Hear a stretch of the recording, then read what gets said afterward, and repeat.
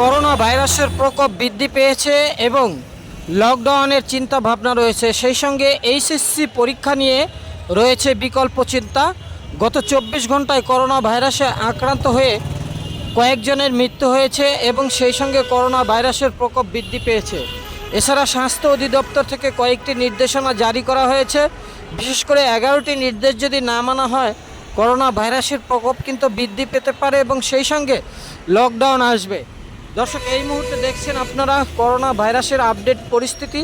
ঢাকা শহরে যে গাড়ি চলছে সেই গাড়ি চলাচল পরিস্থিতিও কিন্তু আপনারা দেখছেন।